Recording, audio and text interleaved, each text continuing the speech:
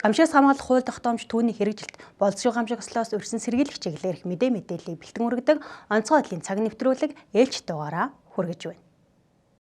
Монгол улсын хэмжээнд гамшигаас хамгаалах үйл ажиллагааг гамшигаас хамгаалах тухай хууль, галаа ээлж байдлын тухай хууль, улсын нөөцийн тухай хуулийг мөрдөн хэрэгжүүлж байна. Онцгой байдлын байгууллага нь Монгол улсын урт хугацааны хөгжлийн бодлого Алсын хараа 2050, гамшиг эрсдлийг олон нийтийн оролцоодоо бууруулах үндэсний хөтөлбөр, гамшиг эрсдлийг бууруулах сэндэ үйл ажиллагааны хүрээг Монгол улсад хэрэгжүүлэх дунд хугацааны стратеги, төрийн цэргийн байгууллагын хөгжлийн стратеги 2030 бодлогын баримт бичиг, Монгол улсын засгийн газрын 2024-өөс 2028 оны үйл ажиллагааны хөтөлбөр зэрэг хөгжлийн урт дунд хугацааны бодлогын баримт бичгийн хэрэгжилтийг ханган ажиллаж байна. Энэ хүрээнд онцгой байдлын байгууллагын гамшигтай тэмцэх чадварыг дээшлүүлэх, албаны бэлтгэл бэлэн байдлыг хангах, албан хаагчдын үүрэг гүйцэтгэх чадварыг дээшлүүлэх хүрээнд олон талд арга хэмжээ төсөл хөтөлбөрүүдийг амжилттай хэрэгжүүлж байна. За байгалийн давгчгүй хүчин зүйл гэж байдаг. За үүн дотор газар хөдлөлт, хээрийн, ойрын түүмэр, за усны үер, хоц халдварт өвчин гэх мэтлэн одоо байгалийн болон хүний хариуцлагагүйгаас үүдэлтэйгээр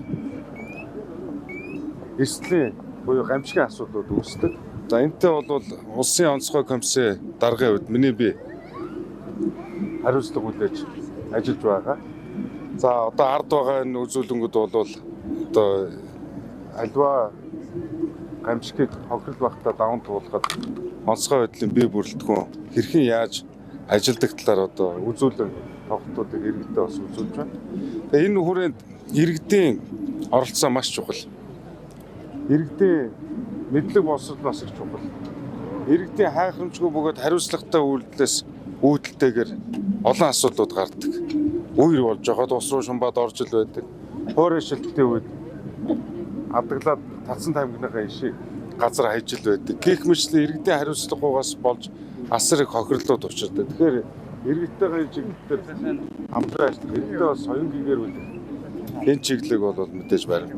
Албаны хэмжээнд хэрэгжүүлж байгаа төсөл хөтөлбөрөөс онцлбол Монгол улсын засгийн газар, Бүгд найрамдах Франц улсын засгийн газар хоорондын санхүүгийн хэлэлцээрийн хүрээнд онцгой байдлын ерөнхий газрын агаараас эрен хайх аврах ангид нэмэлт сургалт явуулах, Галтмөр унтраах тусгай зориултын автомашин нийлүүлэх төслийн 2 дугаар шатыг 2024-өөс 2027 онд хэрэгжүүлж байна. Төслийн хүрээнд онцгой байдлын байгууллагын нисдэг тэрэгний нисгчид цаг агаарын ердийн болон хүндрүүлсэн нөхцөлд үүрэг гүйцэтгэх өндөр ур чадвартай 3 нисэх багийн дарга 7 хамтран нисгэгч 12 инженер техникийн бүрэлдэхүүн бэлтгэгдэж нисэх нэгжийн бие дан үүрэг гүйцэтгэх чадварыг бэхжүүлэх юм.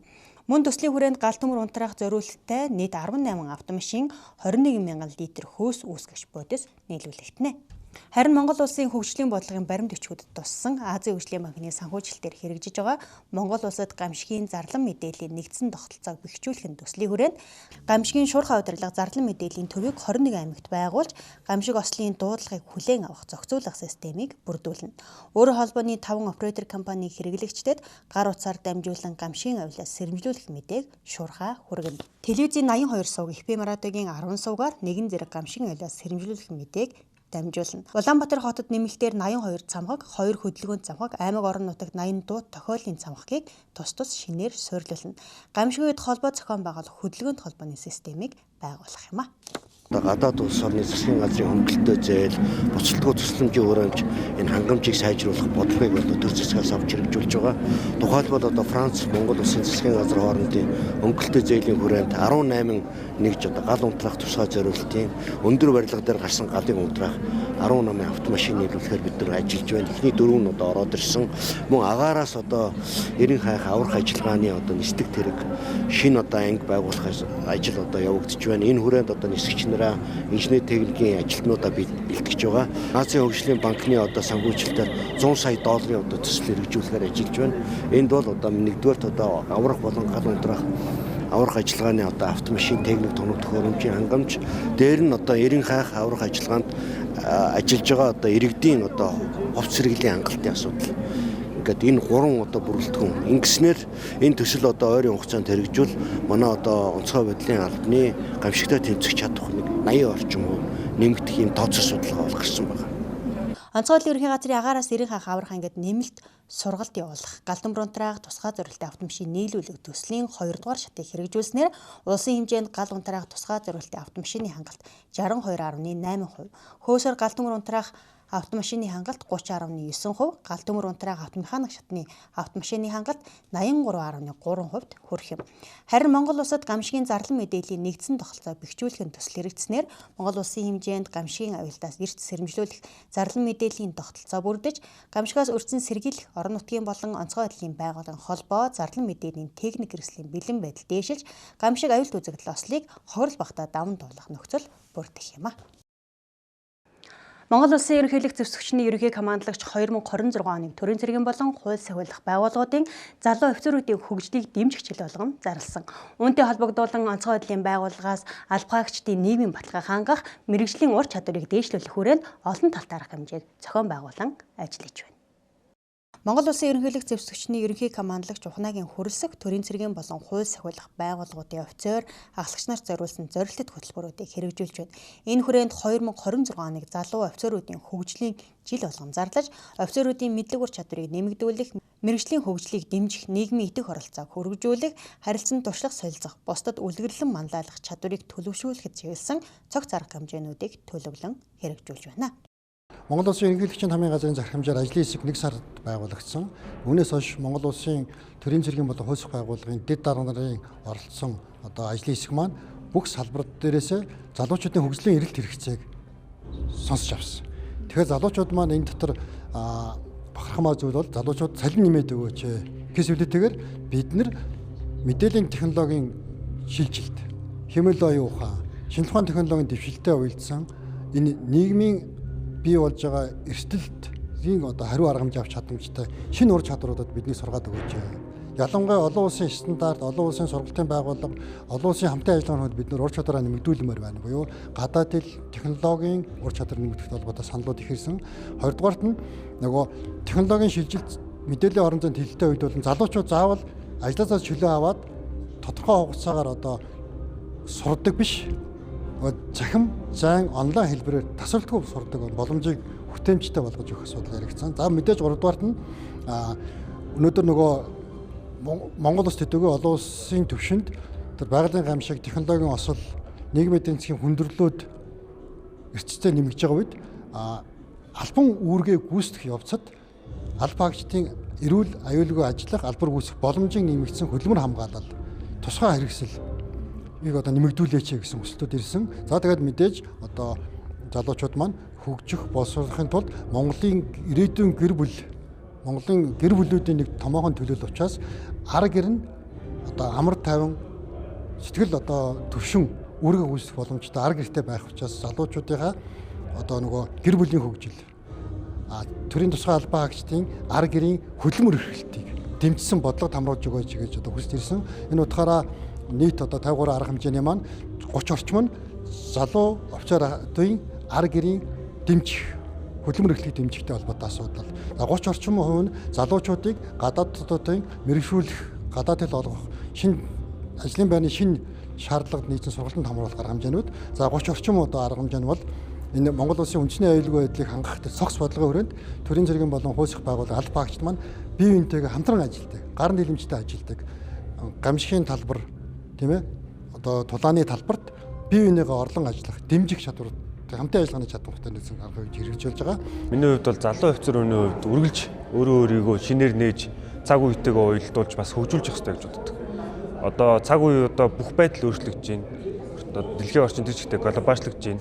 Техник технологи хөгжиж байна. Өнгөрсөнтэйгөө зурлахгүйгээр дандаа ирээдүг гарч шинэ техник технологи, шинэ ололт амжилтыг заавал шинээр өөрөө нээж тэрэндээ манлайлж хойш үеийнхаа шинэ залуугаар гарч иж байгаа офицеруудаа үлгэр дууруулж тэр хүмүүстээ бас замыг нээж өгч явах хэрэгтэй хаа. Офицеруудын жил дахиад ерөнхийдөө бол 2 дахь жилдээ болж байна. За тэгээ өмнө нь бол зүгээр залуу офицерын жил гэж байсан бол энэ жил залуу офицерын хөгжлийг дэмжих жил гэдэг арай бас шинжлэгдээд ирж байгаа шүү. За энэ хөгжлийг дэмжинэ гэдэг маань өөрөө хувь хүний хөгжил болон тэр залуу хүмүүсийн ирээдүйд гарч ирэх залуу офицеруудыг замыг нээж өгөх тийм сайхан жил байгаа. Тэгэхээр энэ дээр миний хувьд бол залуу офицерын сургалт, бэлтгэл, за тэгээд гадаад дотоодод сурах, мэдэх, гадаад дотоодын сургуулиуд болон онцгой байдлын байгууллагуудын иргэний хамгаалтын том ололтын амжилтуудыг залуу офицерууд маань сураад ирээдүйд Монголдо авчираад нутагшуулах энэ том зорилгыг нээж өгөх үе талга нэгдэх хаа гэж бодож байгаа. Офицер хүмүүс өөрөө гэсэн зорилготой, өөрөө гэсэн зарчимтай, тэрийгээ зорилгын төлөө тэмцэж чаддаг одоо зарчимч тиймэрхүүл байх хэрэгтэй доо.